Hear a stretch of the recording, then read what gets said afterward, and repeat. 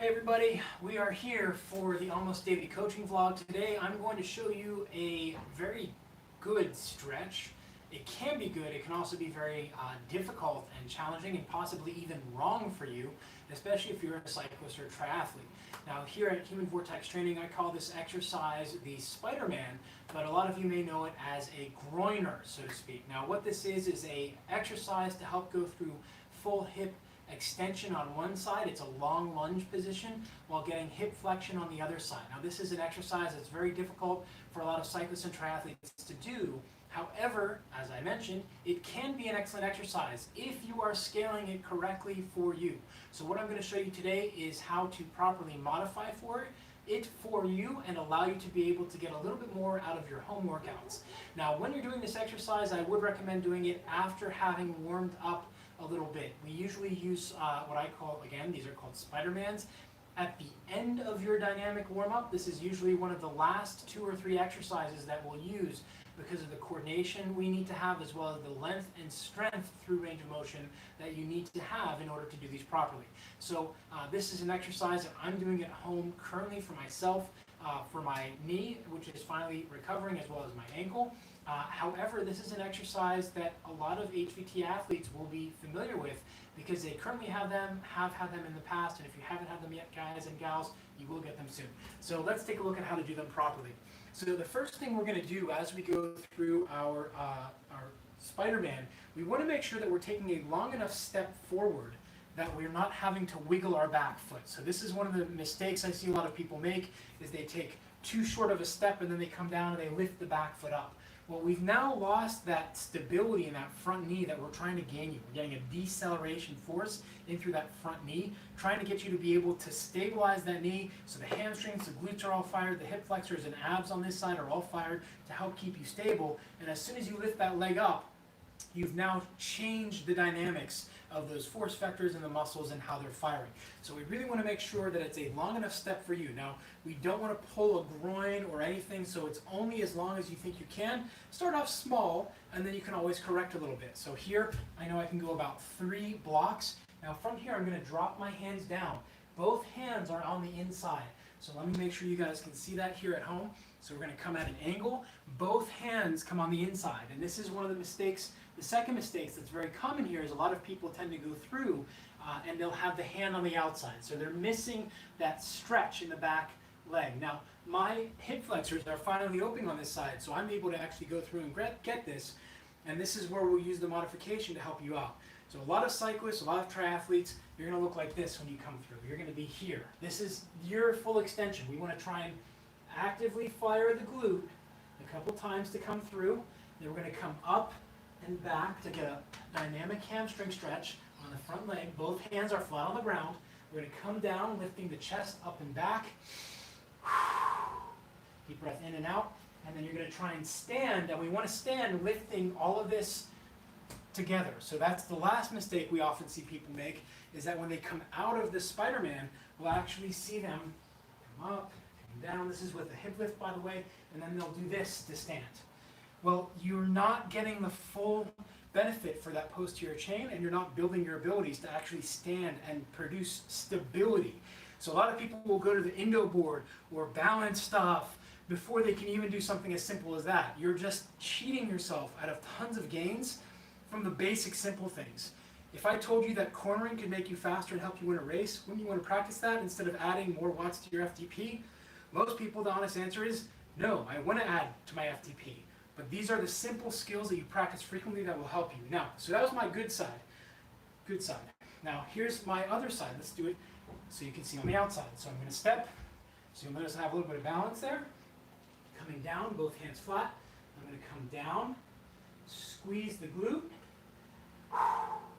Deep breath out. I can feel a nice stretch in through here. Coming down. And now here I want to take a second, focus on firing the glute, firing my mid-back and my stomach, standing up. Not perfect, but it's okay. Now, what if you can't do that? What if you would like to do this exercise, but you're not able to get that low, or that back knee is just not straightening at all? Well, here's a simple solution. All we're going to do is meet you where you are. So instead of going down to the floor, we'll go to a bench. So we're going to do the exact same movement. Now notice here, I can get much more extension in that knee because I'm not as aggressive down to the ground. So I don't have to worry about that weight being forward. So the exact same motion, coming up, coming down, and instead of standing up on the bench, we're going to push back and up. So the end of the motion is different, but you're getting the same benefits. Now, one of the things that I really want to talk with you guys about and make sure that we're pulling out here is that as you're going through, one of the things that you're getting out of this is learning how to breathe and connect with the psoas and the pelvic floor. The psoas actually goes through your diaphragm. So this is one of the things, and sorry you guys are at a little bit of an angle, but the lens is pulling to the left there. When you go through this, essentially what you're doing is you're teaching the diaphragm and the pelvic floor to work together, and the psoas runs through the diaphragm. So you're getting the diaphragm to relax by getting nice big breaths. I was speaking with someone yesterday, I think it was Jason. I apologize, I can't remember your name off the top of my head here. I didn't check before we jumped on because this is just ad lib.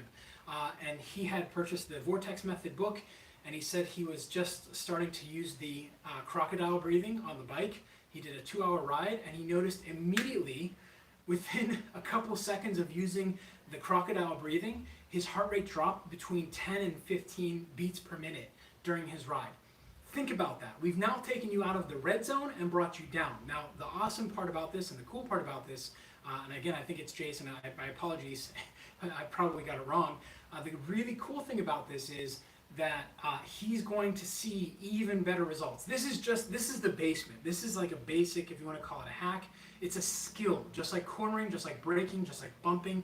These skills are what are going to allow you to be able to get better, faster, and stronger on the bike by teaching you how to tune in to your breathing and feeling that tension. The more tension you're carrying in your muscles, the less you're able to put out into the pedals. Fast is loose and loose is fast. So we're going to end it there for today. So the modification for the normal Spiderman or groiner, once again, is going to be going up onto a bench. If you don't have a bench at home, no problem. You can just use a chair. That's why the chair is here. So with the chair, let's lower you down so you can kind of see. With the chair, what's cool about this, again, is you're going to be able to get a little bit more extension into that back hip. So you're stepping, hands on the inside. So let's say I'm a common cyclist or a triathlete. I'm going to focus on firing my glute, trying to get that back leg straight, lifting the chest, coming up, still getting a nice hamstring stretch in through here, coming down, chest up, and then push back. Of course, you see the chair move, so you'll want to move the chair against the wall. This is a fantastic exercise. The way I'd recommend doing it, in sets of 5 to 8 each side, and you alternate sides. The reason the alternating sides is important is because you're going to feel as you go through what muscles are tight, is one side worse than the other, and that's going to allow you to improve your performance as you go over time. So that's it for today's almost live coaching blog, almost daily coaching vlog. Sorry, I keep messing up the name. Make sure you are subscribing and liking down below. There is a poll over on the community tab.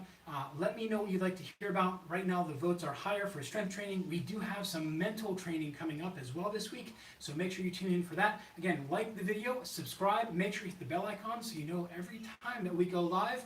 But just in general, so you know, the almost daily coaching vlogs live sessions are going to be roughly between 10 and 11 a.m. most days. Today's Sunday. I wanted to roll with it. We had some time in between our coaching calls and our virtual sessions. So until next time, remember, train smarter, not harder, because it is all about you and modifying your groiners or your Spidermans to get longer through the hip flexors, the quadriceps, able to fire those glutes, and better breathing patterns. See you guys tomorrow on our live call.